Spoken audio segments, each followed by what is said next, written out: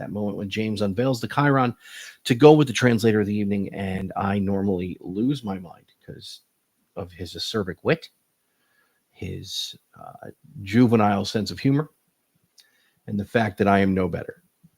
So, James, if you would please, the chronicle for this evening, sir.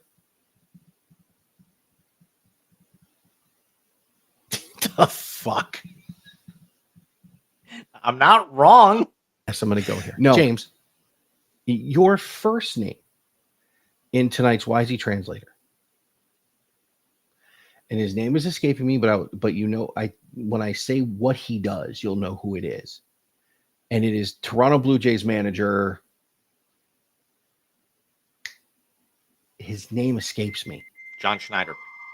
That's it. Sorry. A couple of his decisions did come back and bite them. Arguably earlier in the series, because I think he made really good adjustments afterwards. Also, Boy still got an arm, because I don't know if you saw the video of him trying to throw a ball into one of the windows on the hotels at the top of Rogers Center. I did. And yeah, it's a great, fun-loving guy. They'll be back with that Yes. level of payroll, and the fact of how young their team is, or at least how homegrown that they are. Because you have to figure a lot of the other teams out there and kind of, stockpiled a lot of their talent. We talked about it in the first segment. We didn't go into it in depth, but your first name in the Wisey Translator, we're going to stay with baseball, and we're going to stay north of the border. And this is why we can't have nice things, because sometimes bad things happen to good people. And this is probably the biggest reason that we were hoping for the Blue Jays to win a ring last night, so we could finally have one put onto the hand of one Donnie Baseball, Don Mattingly. Oh.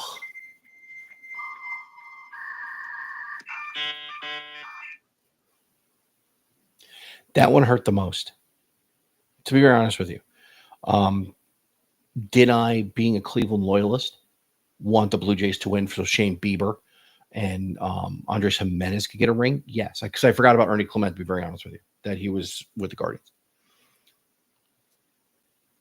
I was saying to my buddy Mike last night as I went to bed, I want Donnie Baseball to get a ring. I don't care what it's from. Donnie needs a ring. There are certain players that you see growing up who play the game right, do it the right way, and deserve their shot. Donnie Baseball, Ken Griffey Jr. Think about that. Junior never played a game in a World Series, let alone won a title.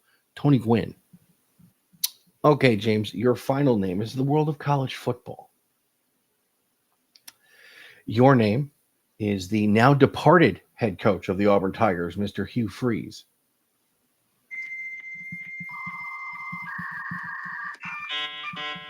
There's part of me that kind of knew that if we didn't discuss him in the college football segment, I was going to get him tonight. And Auburn's really been looking for somebody since Gus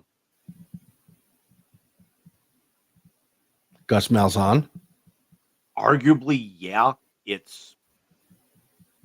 thought you were going to say Terry Bowden. I mean, I go back. I was an Auburn fan when they were Terry Bowden. I mean, I actually remember coming home from school on a Friday afternoon, taking the bus and then coming home and the Iron Bowl was on. Because remember, they used to play those games on Friday, late in the year, Friday afternoon. That's right. Because of all the bowl selections and everything.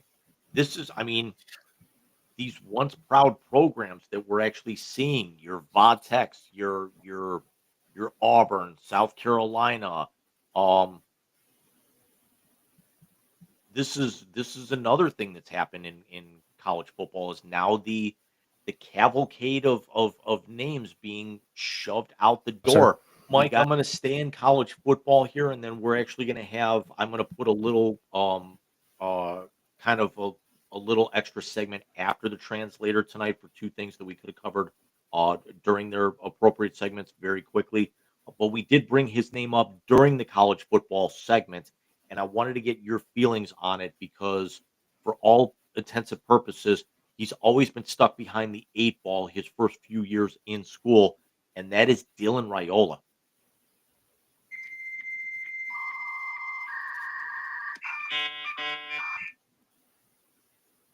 He is very talented. He will come back from this. We know the breaks, they usually heal to where they can play the next year. There was some talk he's a sophomore or a junior this year. Okay. I think this keeps him in school 4 years. Because if he has an off year after the break, you're going to see him want to come back senior year and get to be that number one pick. I don't think he's baby Mahomes other than the hairdo. And I think he's kind of bumping on going to Nebraska. I mean, when I say behind the 8 ball, he goes out and he balls out last year, but he can't really do anything with it because he's a freshman.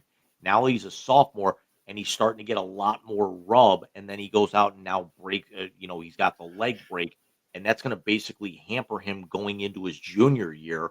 We hope, for all intents and purposes, he can come back from this, but but hopefully it it doesn't turn into like what's happened up in Penn State, with their quarterbacks coming back. We're hoping he's a lot more Caleb Williams coming back for that extra year as opposed to a Drew Allard. Now, granted, neither one of those guys came back because they were hurt, but you know where I'm going with this. Yeah, I know exactly where you're going with that. Allard came back to try and build his draft stock and ended up helping author two of the worst losses in Penn State history